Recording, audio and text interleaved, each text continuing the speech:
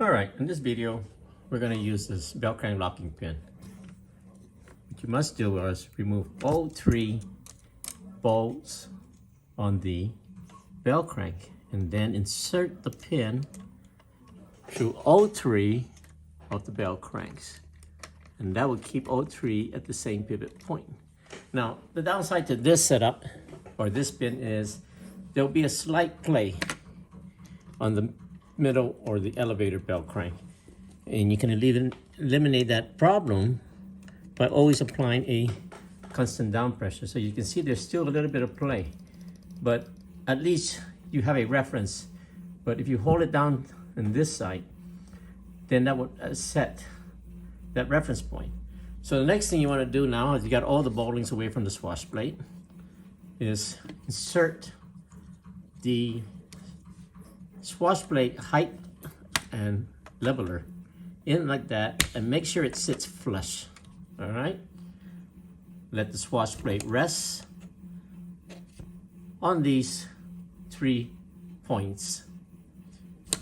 Lay it down and put this as such. Now, do not put any of the links in. Leave it free and move it as such. And take note when you're moving it that the bolt or the swash plate is not moving.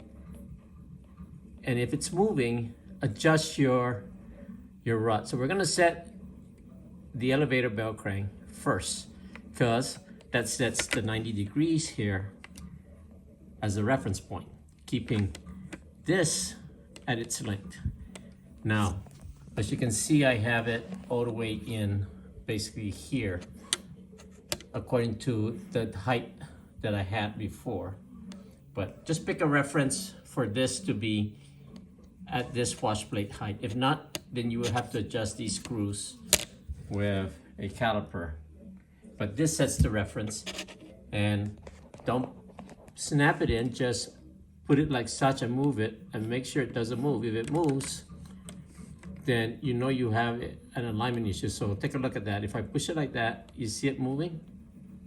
That means it's not set right. But that again is because I have play here due to the pin I'm using. But if I apply an upward pressure or downward pressure, if I hold this at a certain pressure so that I have constant reference point, and I do something like that, you take note that it doesn't move. The same goes for this bell crank here, is you want to put it and superimpose it. Now let's take a different angle. Okay, let me see if I can get it. Now note that the bell crank does not move, but make sure you put this in place to lock this from moving. Otherwise, you're going to have this error.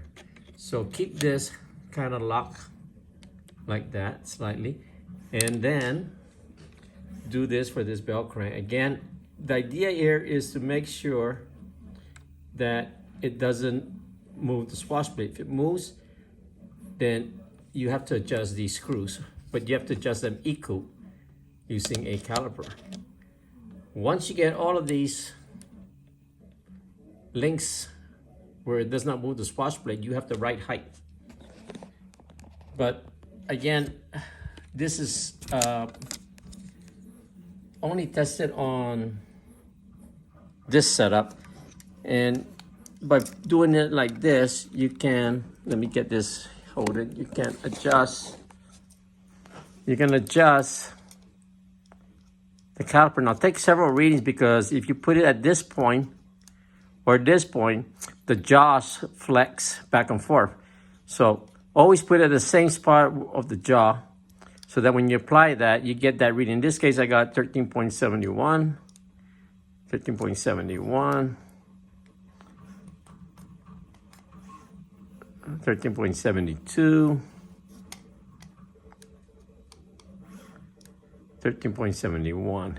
So that's pretty much an ideal level of the 3 screws.